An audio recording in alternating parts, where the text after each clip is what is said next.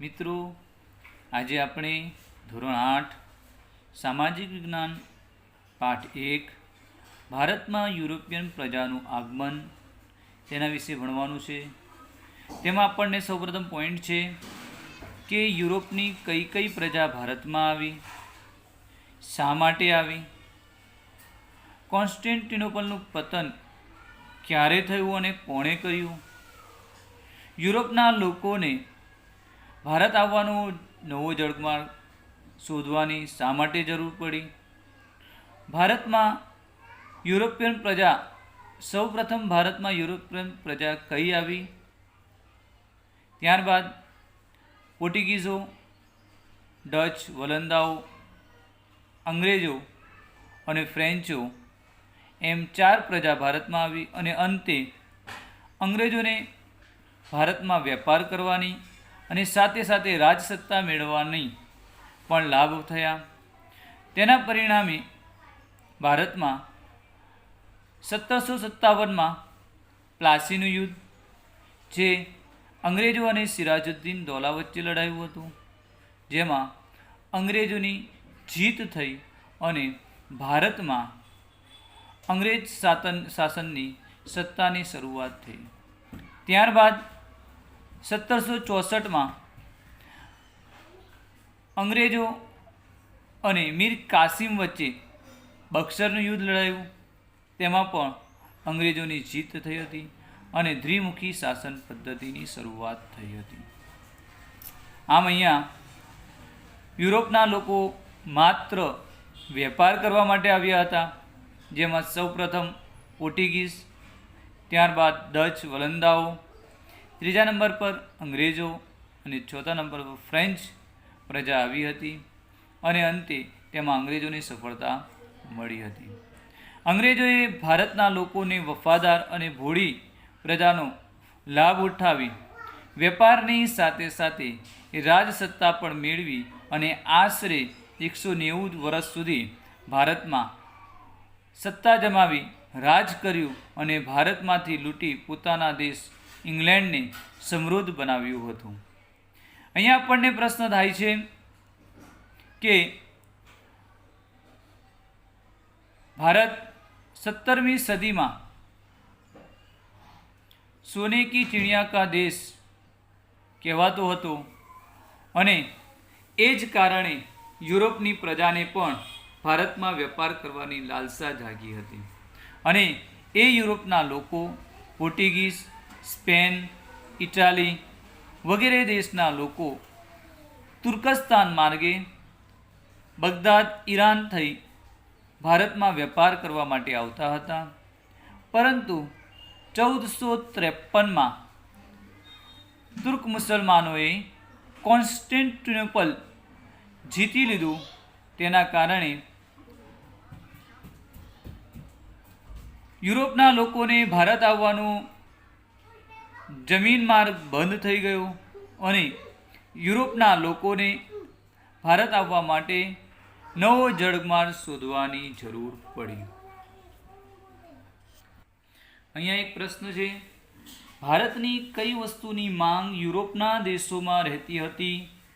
જવાબ: રેશમ, સુતરાઉ કાપડ, મલમલ, મરી મસાલા, તેજાના વગેરેની માંગ યુરોપના દેશોમાં રહેતી હતી. ત્યારબાદ પ્રશ્ન છે, યુરોપના લોકોને ભારત આવવાનો નવો જળમાર્ગ શોધવાની જરૂર શા માટે પડી? જવાબ: યુરોપના લોકો જમીન માર્ગે ભારતમાં વેપાર કરતા હતા, પરંતુ ઈસવીસન 1453માં તુર્ક મુસલમાનોએ કોન્સ્ટેન્ટિનોપલ જીતી લેતા યુરોપના લોકોને જમીન માર્ગે ભારત આવવાનો માર્ગ બંધ થઈ ગયો અને યુરોપના દેશોમાં રેશમ, સુતરાઉ કાપડ, મલમલ, મરી મસાલા, તેજાના વગેરેની ખૂબ જ માંગ રહેતી હતી અને આ માંગને પહોંચી વળવા માટે યુરોપના દેશોને ભારત આવવાનો નવો જળમાર્ગ શોધવાની જરૂર પડી. અહીંયા આપણને નકશો આપ્યો છે એ નકશામાં જૂનો જમીન માર્ગ બતાવ્યો છે અને નવા જળમાર્ગની શોધ પણ અહીંયા આપણને નકશામાં બતાવવામાં આવી છે. સૌપ્રથમ આપણે જૂના નકશા વિશે જોઈએ તો પોર્ટુગીઝો લિસ્બન બંદરેથી જીનીવા, વેનિસ થઈ તુર્કસ્તાનના માર્ગે કોન્સ્ટન્ટિનોપલ થઈ તુર્કસ્તાનથી રહી બગદાદ, ઈરાન થઈ જળમાર્ગે ભારત આવતા હતા. પરંતુ કોન્સ્ટન્ટિનોપલનું પતન થતાં યુરોપના લોકોને નવો જળમાર્ગ શોધવાની જરૂર પડી.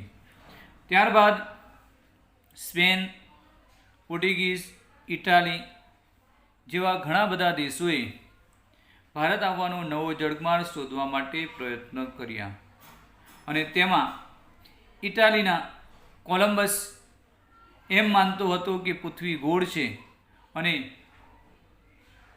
યુરોપની પૂર્વ ભાગમાં ભારત આવેલું છે, તો જો આપણે પશ્ચિમ ભાગથી જઈશું તો પણ આપણે ભારતમાં પહોંચી જઈશું. આ રીતે તેણે શરૂઆત કરી હતી અને તે પૂર્વ ભાગથી શરૂઆત કરતાં તેણે એક નવો જ પ્રદેશ શોધી નાખ્યો અને તે આજે અમેરિકા તરીકે ઓળખાય છે. કોલંબસ જ્યાં સુધી જીવ્યો ત્યાં સુધી તેને એમ જ લાગતું હતું કે મેં ભારતનો નવો જળમાર્ગ શોધ્યો છે, પરંતુ વાસ્તવિક એ હતું કે એણે એક નવો જ પ્રદેશ શોધી કાઢ્યો હતો અને અમેરિકાના પૂર્વ ભાગમાં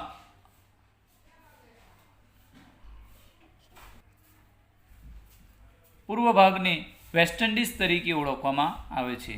પરંતુ એમેરિકો વેસ્પુચીએ જાહેર કર્યું કે કોલંબસે જે નવો પ્રદેશ શોધ્યો છે એ ભારત નહીં પરંતુ એક નવો જ પ્રદેશ છે. આ માટે એમેરિકો વેસ્પુચીના નામ પરથી અમેરિકા નામ પડ્યું હતું.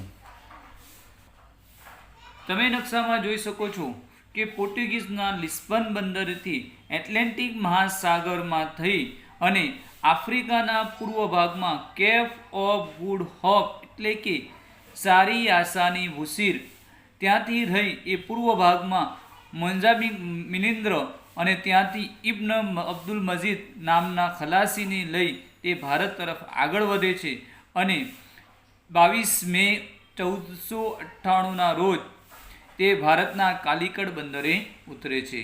આ રીતે તમે જોઈ શકો છો પોર્ટુગલ લિસ્બનથી નીકળી એટલાન્ટિક મહાસાગર, કેપ ઓફ ગુડ હોપની ભૂસીર, ત્યાંથી મિલિન્દ્ર અને ત્યાંથી અરબ સાગરમાં રહી અને એ કાલિકટ બંદરે સુધી પહોંચે છે. આ રીતે નવો જળમાર્ગ શોધવામાં આવ્યો હતો.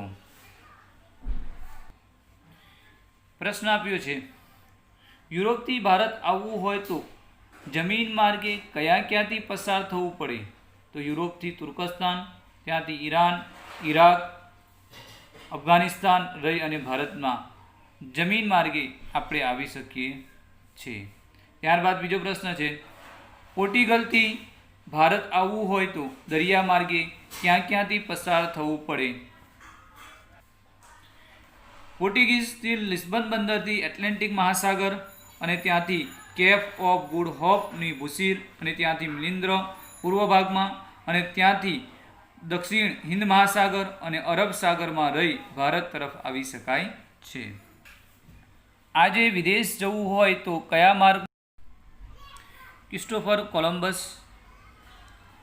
ભારત આવવાનું જળમાર્ગ શોધવાનું બીડું ઝડપનાર અને સાહસિકોમાંનો એક ઇટાલીનો રહેવાસી પ્રસિદ્ધ કોલંબસ હતો.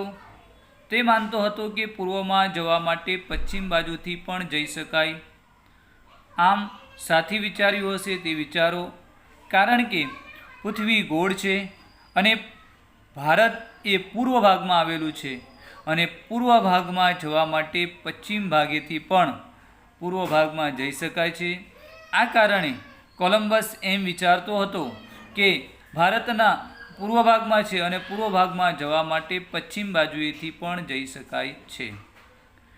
કોલંબસ 1492માં ભારતમાં આવવા નીકળ્યો, પરંતુ તે આકસ્મિક રીતે અમેરિકા જઈ ચડ્યો અને તે જીવ્યો ત્યાં સુધી તે પોતાને હિન્દુસ્તાનનો શોધક માનતો હતો.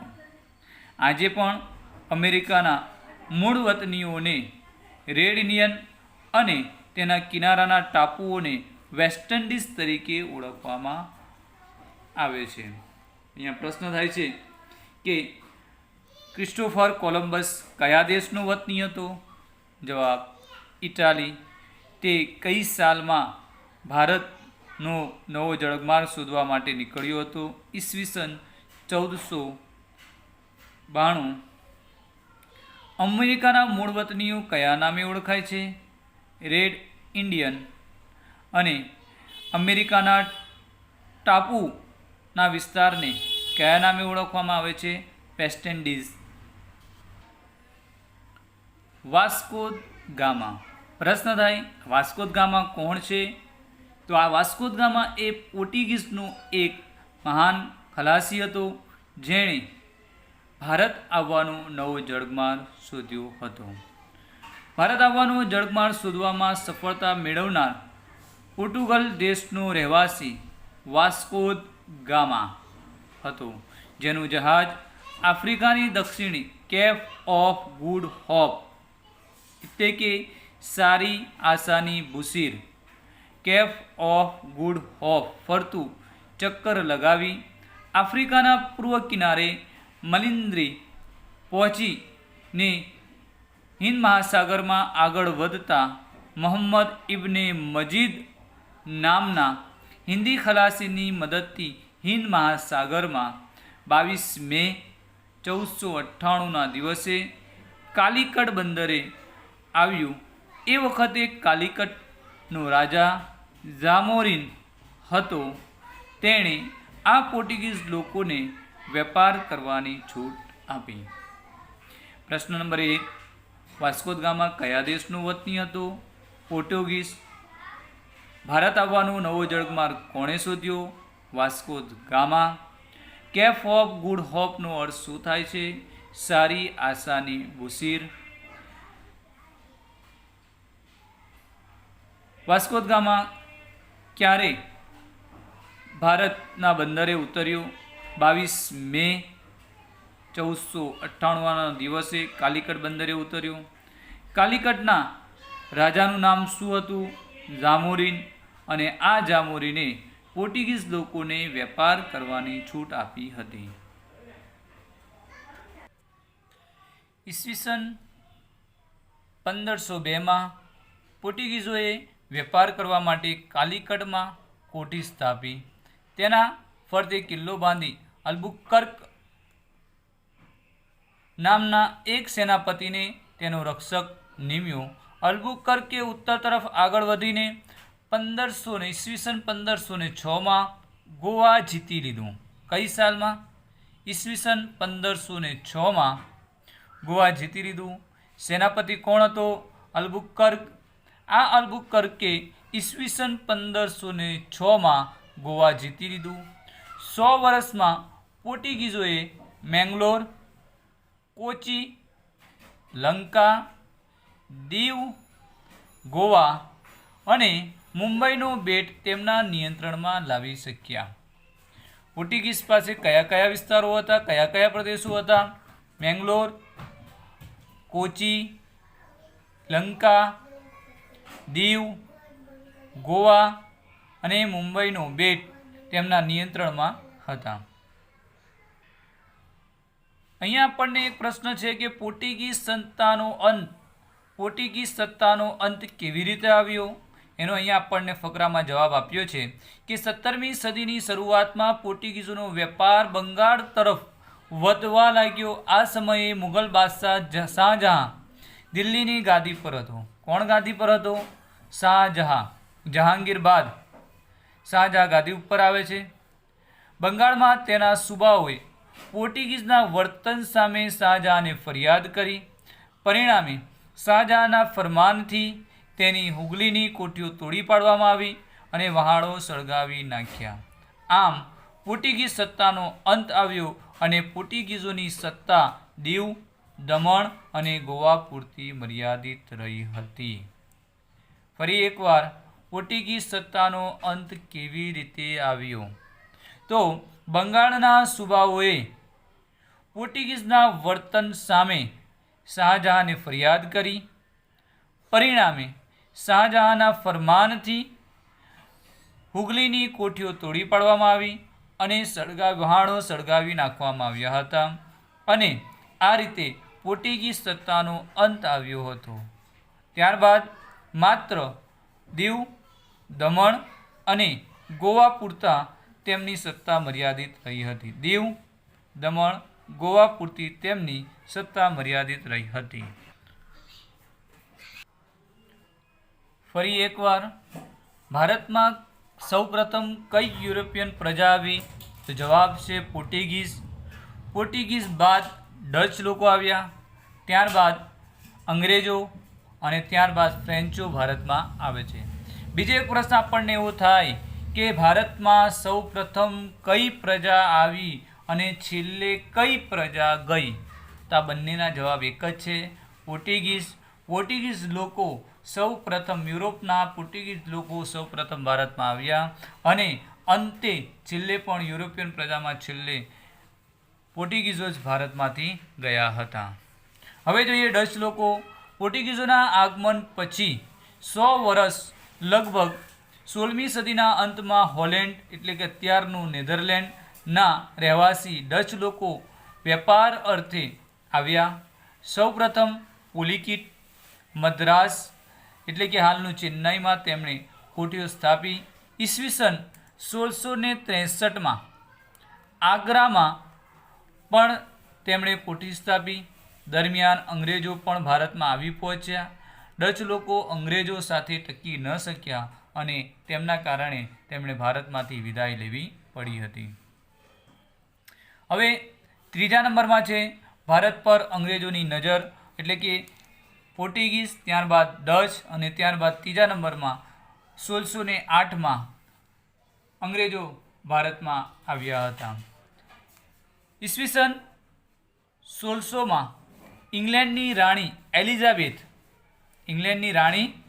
એલિઝાબેથ ઈસવીસન 1600માં ઇંગ્લેન્ડની રાણી એલિઝાબેથના સમયમાં બ્રિટિશ ઈસ્ટ ઇન્ડિયા કંપનીની સ્થાપના થઈ હતી. ઈસ્ટ ઇન્ડિયા કંપનીની સ્થાપના ઈસવીસન 1600માં ઇંગ્લેન્ડની રાણી એલિઝાબેથના સમયમાં થઈ હતી. હિન્દુસ્તાન સાથે વેપાર કરી ધનવાન થવાની ઈચ્છા રાખનાર વેપારીઓની આ કંપની હતી.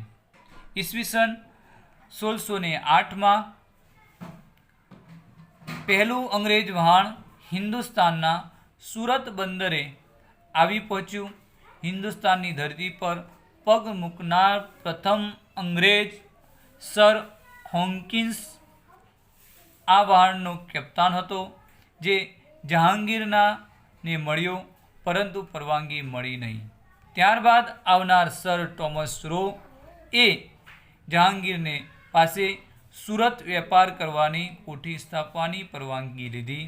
ત્યાર પછી દિલ્હીની સત્તા શાહજહાં પાસે આવી. શાહજહાંએ અંગ્રેજોને બંગાળમાં વેપાર કરવાની છૂટ આપી. અહીંયા આપણને પ્રશ્ન થાય કે ઈસ્ટ ઇન્ડિયા કંપનીની સ્થાપના કઈ સાલમાં થઈ? ઈસવીસન 1600માં. કોના સમયમાં? ઇંગ્લેન્ડની રાણી એલિઝાબેથના સમયમાં થઈ હતી. ભારતમાં અંગ્રેજોનું પહેલું વહાણ કઈ સાલમાં આવ્યું? ઈસવીસન 1608માં. તેના કેપ્ટન કોણ હતા? તો અંગ્રેજ કેપ્ટન સર હોકિન્સ હતા અને તેણે જહાંગીર પાસે વેપાર કરવાની પરવાનગી માગી, પરંતુ જહાંગીરે વેપાર કરવાની પરવાનગી આપી ન હતી. ત્યારબાદ 1613માં સર ટોમસ રો ફરી ભારતમાં આવે છે. ફરી જહાંગીર પાસે પરવાનગી મેળવવામાં આવે છે અને જહાંગીર સર ટોમસ રોને સુરત મુકામે વેપાર કરવાની પરવાનગી આપે છે. ત્યારબાદ દિલ્હીની સત્તા ઉપર શાહજહાં આવે છે અને શાહજહાં પણ અંગ્રેજોને બંગાળમાં વેપાર કરવાની છૂટ આપે છે. ભારતમાં પ્રથમ આવનાર અંગ્રેજ કોણ? જવાબ સર હોકિન્સ. ભારતમાં વેપાર કરવાની છૂટ કયા અંગ્રેજ કપ્તાનને મળી? જવાબ છે સર ટોમસ રો. અંગ્રેજોને બંગાળમાં વેપાર કરવાની છૂટ કોણે આપી? જવાબ છે શાહજહાં. હવે ભારતમાં વેપાર કરવા માટે ફ્રેન્ચ લોકો આવે છે. ફ્રેન્ચ ઈસ્ટ ઇન્ડિયા કંપનીની સ્થાપના 1664માં સ્થાપી હતી. તેમણે સુરત, પોંડિચેરીમાં કોઠી સ્થાપી. ફ્રેન્ચોની કંપનીનો વડે દુપ્લે હતો, જેને ભારતમાં યુરોપિયન સત્તા વિસ્તારવા કરવાની ઈચ્છા હતી. આમ યુરોપિયન પ્રજામાં અંગ્રેજો અને ફ્રેન્ચો બે બળવાન કંપનીઓ એકબીજાની હરીફાઈ કરતી હતી. આમાં ઘણી તકરારો અને લડાઈઓ થઈ, જેમાં છેવટે અંગ્રેજો સફળ થયા. પરંતુ ફ્રેન્ચો પાસે છેવટે પોંડિચેરી, માહે, ચંદ્રનગર વગેરે વેપારી મથકો રહ્યા. બંગાળમાં અંગ્રેજોનો વેપાર ઈસવીસન 1651માં હુગલી નદીના કાંઠે અંગ્રેજોએ પહેલવહેલો વેપાર કરવાની શરૂઆત કરી. પોતાની કોઠીઓ સ્થાપી, આજુબાજુ કિલ્લાઓ બાંધ્યા, પોતાના રક્ષણ માટે સૈનિકો રાખ્યા. મુગલ બાદશાહ ઔરંગઝેબ પાસેથી વાર્ષિક ખંડણીના બદલામાં કરવેરો આપ્યા વગર વેપાર કરવાની પરવાનગી મેળવી હતી. અહીંયા આપણને 3 નકશા આપ્યા છે. તમે ભારતના નકશા જોઈ શકો છો, જેમાં ભારત 1797, ત્યારબાદ 1840 અને ત્યારબાદ 1857. ભારત 1797માં અહીંયા તમને વાદળી કલર આપ્યો છે. જે વાદળી કલર બ્રિટિશ અંગ્રેજો એના ઉપર પોતાની સત્તા કબજો મેળવી લીધો હતો. જેમાં તમે જોઈ શકો છો કલકત્તા, બનારસ, હૈદરાબાદ, ચેન્નાઈ ઉપર બ્રિટિશ શાસનની સ્થાપના થઈ હતી. એટલે કે હજુ મોટા ભાગનો વિસ્તાર ભારતના સ્થાનિક શાસન હેઠળ હતો. કેટલોક પ્રદેશ અંગ્રેજોએ પોતાની સત્તા હેઠળ લઈ લીધો હતો. ત્યારબાદ જોઈએ છે આપણે 1840, એમાં 50% વિસ્તાર એ બ્રિટિશ શાસન હેઠળ આવી જાય છે. બનારસ, કલકત્તા, ગોવા, મુંબઈ, ચેન્નાઈ, દિલ્હી. ત્યારબાદ 1857માં અમુક વિસ્તારને બાદ કરતા, જેવા કે હૈદરાબાદ, મૈસૂર, વડોદરા, આ અમુક વિસ્તારને બાદ કરતા મોટા ભાગનો વિસ્તાર બ્રિટિશ શાસન હેઠળ આવી ગયો હતો. આમ અંગ્રેજો ભારતમાં વેપાર કરવા માટે આવ્યા હતા, પરંતુ ભારતની ભોળી અને વફાદાર પ્રજાનો લાભ લઈ તેમણે ભારતમાં સત્તા સ્થાપી અને લગભગ 190 વર્ષ સુધી ભારતમાં રાજ કર્યું અને ભારતને માંથી લૂંટી અને પોતાના દેશ ઇંગ્લેન્ડને સમૃદ્ધ બનાવ્યું હતું. હવે બંગાળમાં નવાબ મુર્શિદ ખાનના વિરોધને કારણે અંગ્રેજો અને નવાબ વચ્ચે વિરોધ અને વિવાદ દિન પ્રતિદિન વધતો જતો હતો. કારણ કે અંગ્રેજો મુક્ત વેપાર કરવા લાગ્યા હતા અને એની સાથે સાથે અધિકારીઓ પણ મુક્ત વેપારનો લાભ લેવા લાગ્યા હતા. અને અંતે 1757માં પ્લાસીનું યુદ્ધ થયું હતું. પ્લાસીનું યુદ્ધ 1757માં પ્લાસીનું યુદ્ધ થયું હતું. 1756માં સિરાજુદ્દીન દૌલા બંગાળનો નવાબ બન્યો. સિરાજુદ્દૌલા બંગાળનો નવાબ બન્યો, જેને અંગ્રેજો પર ધાક હતી, તેથી અંગ્રેજો તેને પસંદ કરતા ન હતા. સિરાજ બંગાળનો નવાબ ન રહે તે માટે અંગ્રેજોએ કૂટનીતિ કરી અને સિરાજુદ્દીન દૌલાના હરીફોને મદદ કરી. સિરાજુદ્દૌલાએ કંપનીને હુકમ કર્યો કે કંપની રાજ્યની બાબતમાં દખલ કરવાનું બંધ કરે, અંગ્રેજો તેની કોઠીઓની કિલ્લેબંધી કરવાનું બંધ કરે અને કાયદેસરનું કરભરી શરતોનું પાલન કરી વેપાર કરે. આ બાબતે બંને પક્ષે સમાધાન માટે તૈયાર ન થયા.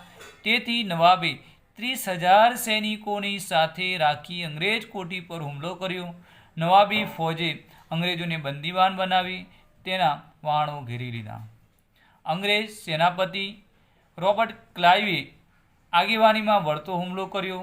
रॉबर्ट क्लाइवे सिराजुद्दीन दौलाना एक सेनापति मीर जाफरने नवाब बनावવાની લાલચ આપી।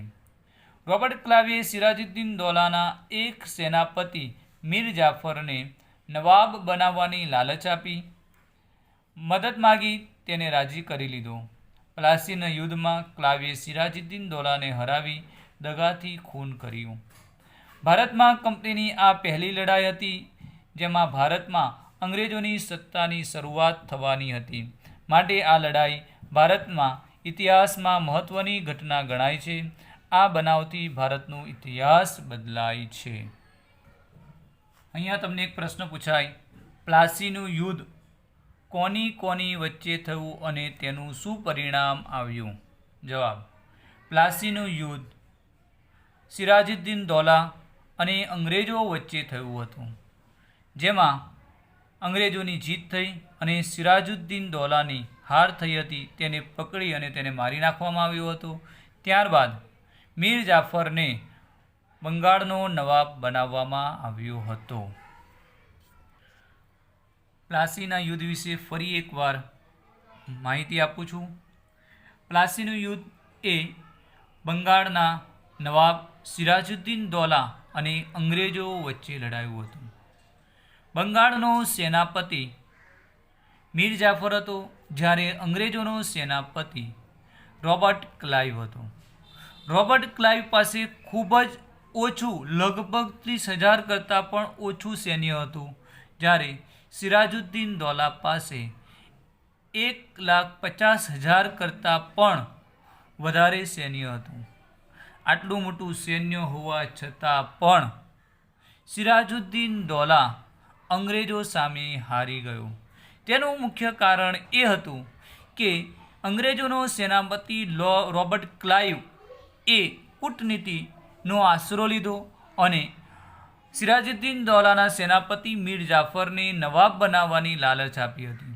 આ ઉપરાંત સિરાજુદ્દીન દૌલાના અન્ય અધિકારીઓને જેમ કે અમીરચંદને પણ લાલચ આપી હતી અને આ જ અધિકારીઓ અંગ્રેજોની ચાલમાં સપડાઈ ગયા, ફસાઈ ગયા અને તેના કારણે અડધા જ દિવસમાં પ્લાસીનું યુદ્ધનો અંત આવ્યો હતો અને સિરાજુદ્દીન દૌલાને પકડી તેની હત્યા કરવામાં આવી હતી। ત્યારબાદ મીર જાફરને બંગાળનો નવાબ બનાવવામાં આવ્યો હતો અને આ યુદ્ધથી ઈસ્ટ ઇન્ડિયા કંપનીને 24 પરગણાની જાગીર પણ પ્રાપ્ત થઈ હતી। આમ ભારતના ઇતિહાસમાં અને ભારતમાં અંગ્રેજ સત્તાની સ્થાપના પાછળ પ્લાસીનું યુદ્ધ એક મહત્ત્વનો મુખ્ય પાયો હતો, જે 1757માં થયું હતું। પ્લાસીનો અર્થ થાય છે પલાસી। પલાસ એટલે કે ખાખરાના વૃક્ષો પરથી નામ પડેલ છે। પલાસના ફૂલ લાલ રંગના થાય છે। તેનો ગુલાલ અને હોળીના રંગોમાં ઉપયોગ થાય છે। ત્યારબાદ 1764માં બક્સરની લડાઈ થઈ હતી। પ્લાસીના યુદ્ધ પછી મીર જાફરને બંગાળનો નવાબ બનાવીને કંપનીએ પોતાની ઈચ્છા સંતોષી, પરંતુ કંપનીને એવો માણસ જોઈતો હતો કે જેના આશરે કામ કરે, પરંતુ કેટલીક બાબતોમાં મીર જાફરે કંપનીનો વિરોધ કર્યો, તેથી કંપનીએ તેને દૂર કરી તેની જગ્યાએ તેના જમાઈ મીર કાસિમને નવાબ બનાવી દીધો। નવાબ બન્યા પછી મીર કાસિમ કંપનીને પરેશાન કરવા લાગ્યો। એવું લાગતા ઈસવીસન 1764માં બક્સરની લડાઈ દ્વારા તેને હરાવીને મીર જાફરને બીજી વાર બંગાળનો નવાબ બનાવી દીધો। ઈસવીસન 1765માં મીર જાફર મૃત્યુ થયું। તે પછી ક્લાઇવ ખુદ બંગાળનો નવાબ બની બેઠો। બંગાળમાંથી શરૂ થયેલા અંગ્રેજ શાસનને પૂરા ભારતને કેવી રીતે ગુલામીની જંજીરમાં જકડી લીધું અને ઈસ્ટ ઇન્ડિયા કંપની એક વેપારી કંપનીમાંથી આગળ વધતા આખાય ઉપખંડની શક્તિશાળી સત્તા બની ગઈ તે વિશે વધુ વાત આપણે પછીના પ્રકરણમાં કરીશું. અહીંયા આપણને સ્વાધ્યાય આપેલું છે.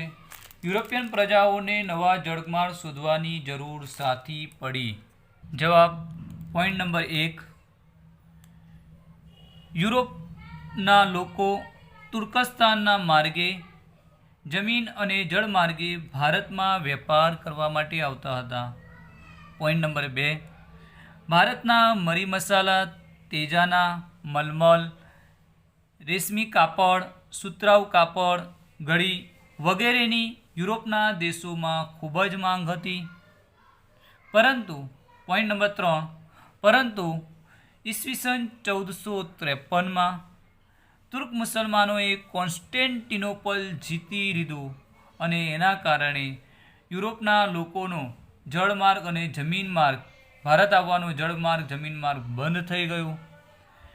પોઈન્ટ નંબર 4, યુરોપવાસીઓને મરી મસાલા વગર ચાલે તેમ ન હતું અને આ જ કારણે યુરોપની પ્રજાને ભારત આવવા માટેનો નવો જળમાર્ગ શોધવાની જરૂર પડી હતી.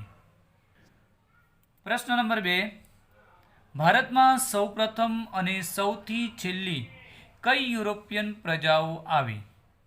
તો ભારતમાં સૌપ્રથમ પોર્ટુગીઝો આવ્યા અને સૌથી છેલ્લા પણ પોર્ટુગીઝો જ ભારતમાંથી ગયા હતા. નંબર 3, પ્લાસીનું યુદ્ધ સિરાજુદ્દીન દૌલા અને અંગ્રેજો વચ્ચે થયું હતું, જેમાં સિરાજુદ્દીન દૌલા પાસે ખૂબ જ મોટું સૈન્ય હોવા છતાં પણ અંગ્રેજ સેનાપતિ રોબર્ટ ક્લાઇવની કૂટનીતિને કારણે અંગ્રેજોની જીત થઈ અને સિરાજુદ્દીન દૌલાની હાર થઈ. સિરાજુદ્દીન દૌલાને પકડીને મારી નાખવામાં આવ્યો હતો અને મીર જાફરને બંગાળનો નવાબ બનાવવામાં આવ્યો હતો. 1757ના યુદ્ધ પછી અંગ્રેજોએ બંગાળના નવાબ તરીકે મીર કાસિમને પસંદ કર્યો. મીર કાસિમ. પ્રશ્ન નંબર 4, બક્સરની લડાઈ શાથી થઈ તેનું શું પરિણામ આવ્યું?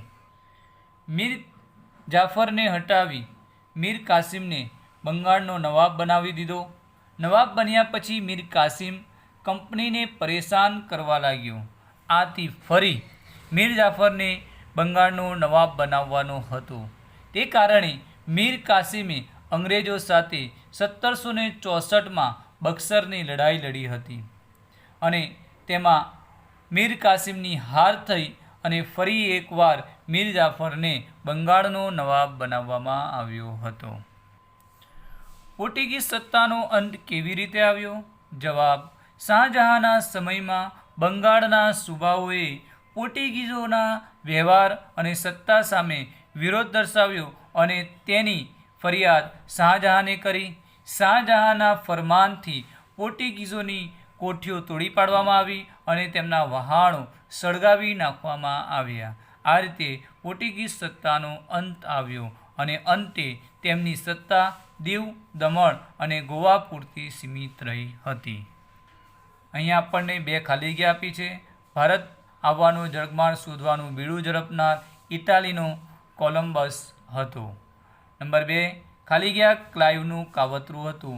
પ્લાસીનું યુદ્ધ. વિડીયોને લાઈક કરજો, શેર કરજો અને સબસ્ક્રાઇબ કરજો અને તમારા મિત્રો સુધી પહોંચાડજો. Thank you. આભાર.